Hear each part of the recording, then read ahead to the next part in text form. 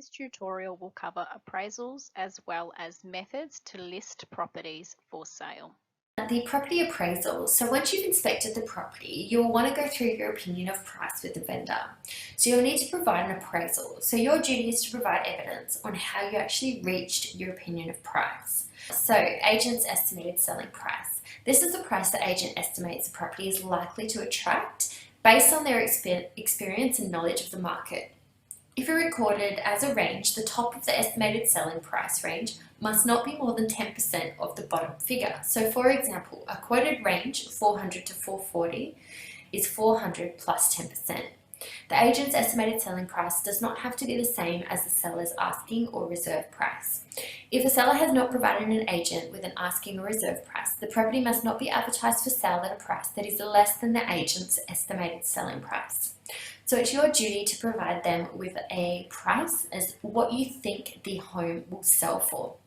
You can do this by doing a comparative method of appraisal. So it's taking your subject property and comparing it to other properties that have recently sold on the market or what is currently for sale as well, so the current competition on the market, that are comparable to the property you're appraising. So comparable would mean same property type, similar size in terms of bedrooms and bathrooms, and similar age and condition as well. Once you have provided your appraisal, you'll want to discuss the most appropriate method of sale with the vendor. There are three methods of listing a property for sale. The first one here is tender, so offers submitted privately by a set date. The second one here is private treaty, sale by offer and negotiation. And the third one is auction, which is public sale to the highest bidder. So there are a range of factors that may influence the choice of a method of selling. So these might be the time frame for sale. So an auction, for example, may get a vendor a faster result. So I know in New South Wales they're doing even 2-week auction marketing campaigns, especially in hot markets. So these are generally faster sales than your standard private treaty. Advertising budget or the amount that the owner can afford. Auctions will generally be more expensive than a private treaty campaign because you're trying to get the maximum amount of exposure in the shortest amount of time, and you're also going to have the added cost of the auctioneer as well, so that will need to be taken into consideration. Also, the actual property itself. So if the property is unique or is in quite high demand, then an auction may be a better option for you. If there's not many comparables to the home and you're not really sure what it's going to go for because it does have that maybe celebrity appeal or it's very unique in the area, then you might take it to auction to let the buyers decide how much it's worth and get some emotional competitive bidding happening on the property too. Market and buyer demand. So in some marketplaces, auctions just simply don't work. Now that might be a bit of a controversial statement. However, if there isn't enough buyer demand, and vendors and buyers may not respond well to them if they're not educated on the auction process. So it just really depends on your marketplace as well as to what the best method of sale is going to be, and also what the vendor is comfortable with. If they've previously had a bad experience with an auction, then they might prefer to do a private treaty sale or vice versa. So what are the benefits of auction versus private treaty?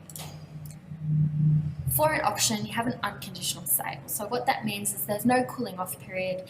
The buyer doesn't have any finance clauses. They can't get out under finance. They can't get out under building and pest. At the fall of the hammer, the property is sold. With an auction, you have 3 opportunities to sell. So you can sell it before the auction, during the auction, or after the auction. So it's a 3-phase campaign. With an auction, a higher price could be achieved. Not saying that you might, private treaty sale, if you price it at say 800,000, that's not to say you won't get more than that if you have a buyer who really falls in love with it and wants to secure it. However, it's more common, obviously, to get a higher price in an auction. As soon as you price a property at private treaty, you're really capping what you're going to get for the property. Private treaty sales, however, the benefits of those could be less expensive in terms of advertising.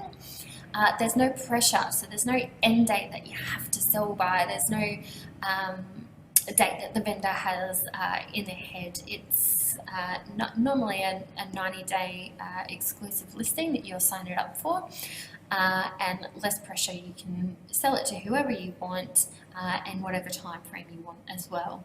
It also may suit more buyers. So with an auction, buyers obviously have to purchase unconditionally. So there may be some buyers who can't necessarily do that. They need to get further approvals from the bank once they've found a property, or they're not comfortable with spending the money on a building and pest inspection prior to going to auction, when they might not even win the property. So you may open the home up to other buyers if you're doing a private treaty sale as well.